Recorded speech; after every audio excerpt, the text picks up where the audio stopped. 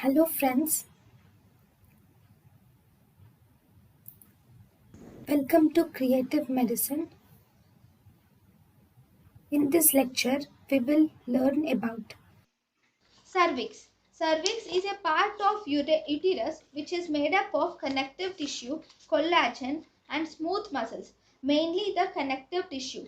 Cervix in the pregnancy at the time of labor, cervix dilates, it becomes short and thin due to the breakdown of collagen and due to increased water content. This is known as effacement. External os. External os is the place where cervix opens into the vagina. External os is also a sphincter. Shape in nulliparous females. The shape of external os in nulliparous females is pinpoint shaped, and the shape of external os in multiparous females is a transverse or slit like.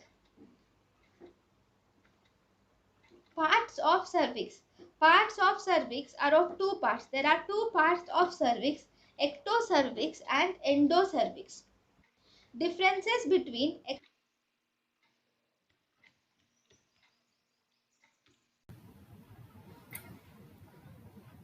thank you and thank you for watching.